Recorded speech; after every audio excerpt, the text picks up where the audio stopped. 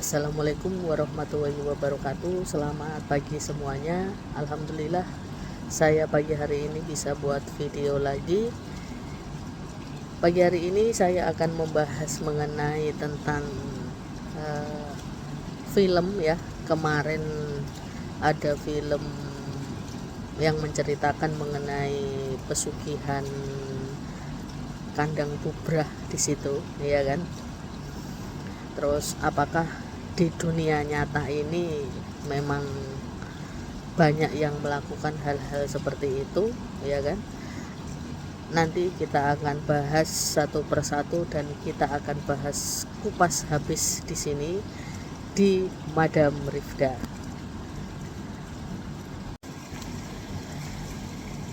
Pada pagi hari ini kita akan membahas mengenai pesugihan kandang bubrah, ya kan? Apakah yang dilakukan orang-orang ini banyak juga di sekitar kita, ya kan? Jadi pesugihan kandang bubrah ini adalah pesugihan yang kita bangun terus, jadi nggak jadi-jadi. Jadi setiap biar rezekinya banyak, ya kan, itu ada perjanjian antara manusia dengan bangsa setan itu tadi, ya kan, terus menerus. Terus itu nanti juga setorannya juga nyawa ya, walaupun setiap hari bangun, ya kan. Bisa jadi setorannya, apakah banyak yang tanya ya kepada saya, pasien-pasien saya suruh bahas masalah ini. Apakah di dunia sekarang ini ya Madam, zaman semakin maju seperti sekarang ini, apakah banyak yang memakai atau menggunakan pesugihan kandang bubrah ini seperti itu, dan itu apakah ada tumbal manusia walaupun setiap hari terus bangun tanpa henti-hentinya seperti itu ya. Jadi yang saya lihat di sini bahwa pesugihan kandang bubrah ini memang berhubungan dengan manusia, dengan makhluk ya, dengan setan di situ. Setiap pesugihan selalu seperti itu dan memakan korban pastinya, ya kan. Loh kok bisa ya Madam, walaupun bangun terus tumbalnya nanti manusia? Iya, jadi tumbalnya itu nanti bisa saja keluarganya, ya kan, bisa saja pekerjanya yang bekerja di kandang bubrah itu tadi ya, bangun terus, tapi kok nggak jadi-jadi. Jualannya semakin laris, semakin terus menerus, semakin membangun semakin laris seperti itu. Tapi bangunan ini kok nggak jadi-jadi seperti itu. Biasanya orang-orang yang melakukan pesugihan kandang bubrah itu, ya kan, itu biasanya melaksanakan pembangunan ya, dari awal terus-terusan dibangun, entah itu rumah, entah itu ada tempat istilahnya lahan kosong terus dijadikan bangunan, semuanya bisa, ya kan. Dan di situ terus dibangun ya, terus dibangun tanpa hentinya. Kadang-kadang biasanya energi-energi negatif ini ya memakan korban ya, kalau enggak keluarganya juga, karena kalau enggak si pegawai-pegawainya, tukang-tukangnya itu tadi, ya kan. Itu untuk tumbal pesugihan kandang bubrah. Dibangun lagi, kurang ini dibangun lagi, terus ada kegiatan pembangunan setiap harinya. Dan di situ misalkan kita jualan apapun, semakin kita membangun semakin kita laris, seperti itu konsepnya. Jadi terus dibangun terus di situ. Kalau memang, karena ini tadi ya, hubungannya kalau kita membangun sesuatu terus istilahnya orang yang mintain tolong itu mempunyai efek-efek negatif ya. Contohnya pesugihan, pasti kita sendiri juga kena, dalam arti tahu-tahu sakit terus meninggal, tahu-tahu di proyek itu ibaratnya jatuh meninggal, terus kadang-kadang keluarganya yang ditumbalkan, terus-terusan seperti itu. Nggak mungkin hanya cukup bangun terus kita kaya ya, pasti ada perjanjian antara si yang melaksanakan pesugihan dengan setannya ini tadi ya. Nah, seperti itu. Jadi di sini juga efeknya sangat luar biasa ya kan. Pasti ya, pasti apapun yang berhubungan dengan pesugihan itu pasti adanya tumbal seperti itu. Dulu pernah saya menangani pasien ya kan, dia itu tukang ngecat borongan kayak gitu sama temannya. Nah, dimintain tolong sama orang, rumahnya besar, yaitu tadi dia nebang pohon di situ, sudah izin, tahu-tahu ada benjolan segini di sini, sampai bengkak, sampai keluar nanah, sampai cairan terus menerus. Terus selama ada berapa ya, sekitar 2 mingguan itu badan itu udah kayak lemes, kayak mau nggak ada gitu loh. Terus dia tanya ke kiai gitu, wah ini ditumbalkan seperti itu. Habis itu ya minta bantuan saya, didoakan juga sama kiainya bagaimana cara memutus si pesugihan ini, padahal ini pekerja kan. Nah, ini tadi yang saya maksud, pernah saya ceritain di YouTube sebelumnya ya, itu tentang pesugihan yang saya ceritakan ini tadi ya kan. Nah, kayak gini loh, makanya kalau kita bekerja di suatu tempat, kita juga harus berhati-hati ya, karena ini tadi, kalau kita nggak tahu, kita juga bisa dijadikan tumbalnya seperti itu. Jadi yang sekiranya tetangganya atau siapapun yang lewat, loh lah ini pembangunan kok nggak selesai-selesai sampai sekarang kok tetap bangun, yang depan sudah dibangun bagus, nanti belakang lagi ada terus pembangunan di situ, entah benahin apa, entah bangun apa, seperti itu. Dan pasti dirasakan oleh pekerja-pekerja ini, rasanya nggak enak sebenarnya ya, karena kebutuhan, karena ingin cari nafkah ya kan, ujungnya malah dijadikan tumbal seperti itu.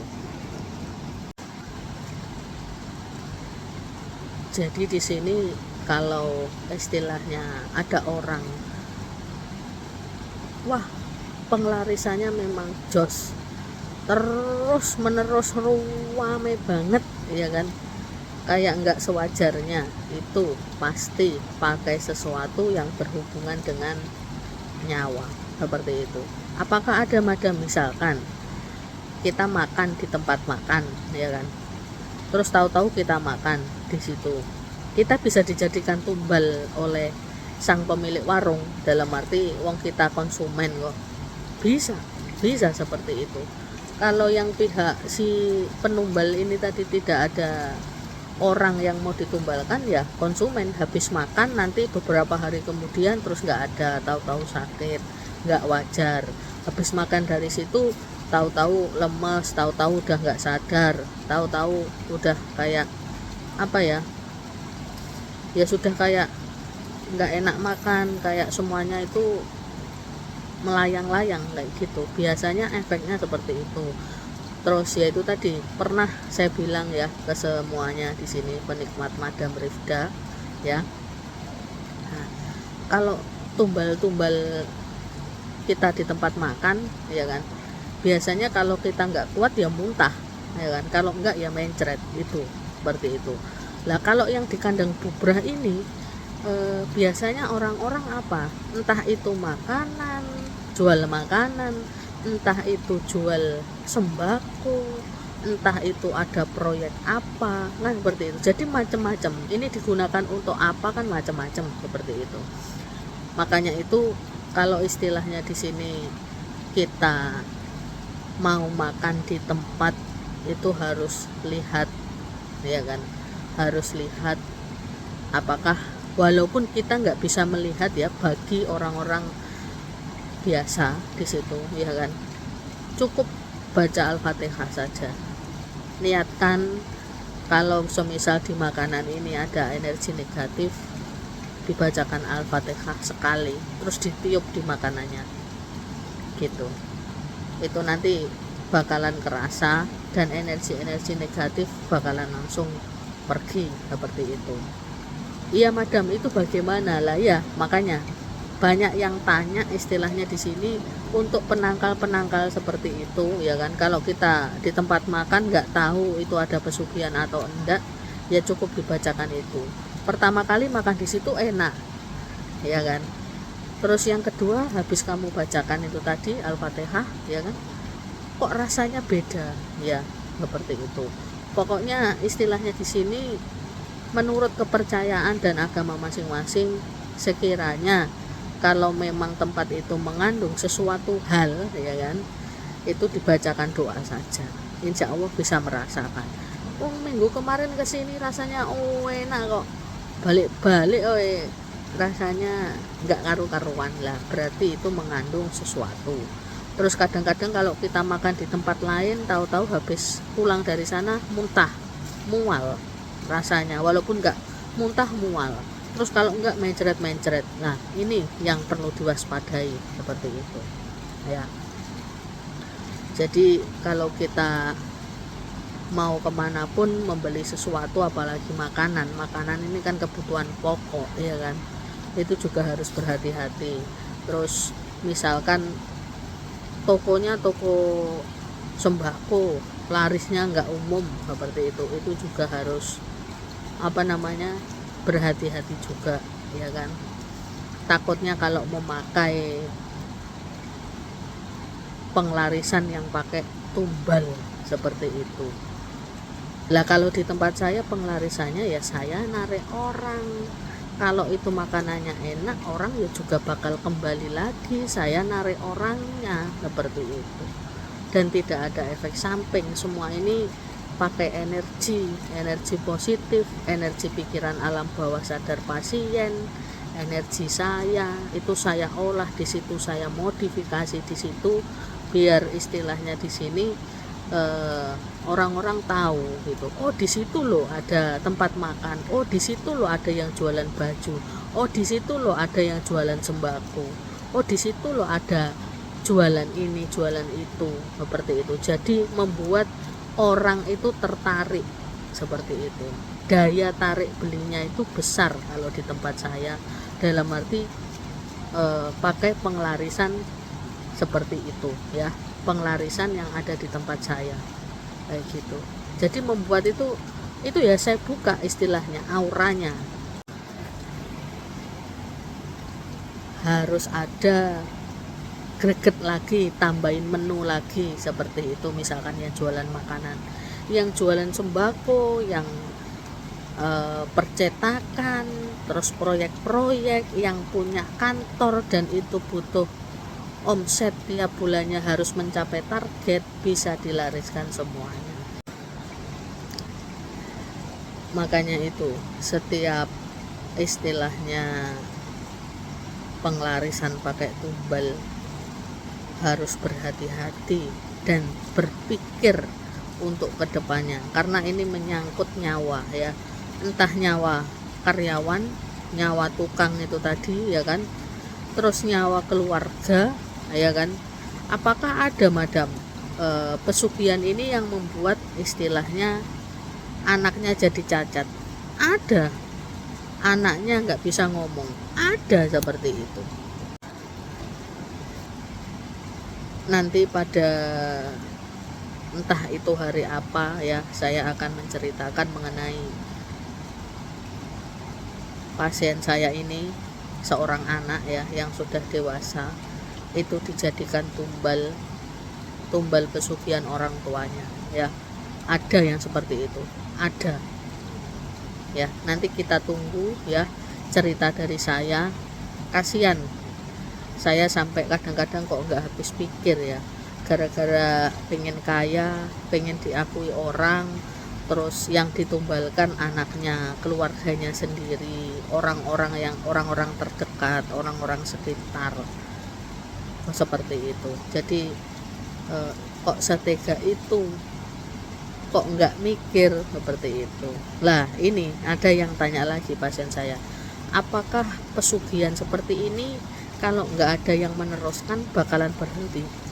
Iya, bakalan sudah. Kalau istilahnya cuma orang tuanya saja, anaknya nggak diwariskan, ya sudah berhenti di dia. Tapi ini nanti juga tetap kalau misalkan ada perjanjian di situ, anaknya nggak tahu apa-apa, ya kan, istilahnya di sini habis suami istri meninggal, tahu-tahu anaknya nggak diwarisi juga, ya kan, anaknya yang kena imbasnya dari orang tuanya ini tadi, ya kan. Makanya itu kita juga harus sangat berhati-hati di sini mengenai masalah penglarisan ini tadi ya, penglarisan pakai tumbal. Sampai di sini dulu perjumpaan kita. Besok kita berjumpa lagi. Saya akan membahas mengenai pembahasan dari pasien-pasien saya sebelum saya tangani dan sesudah saya tangani. Terima kasih. Selamat berhari libur, selamat berkumpul dengan keluarga. Tetap semangat, tetap bersyukur ya. Assalamualaikum warahmatullahi wabarakatuh. Salam mesem buyung leweh dari Madam Rifda.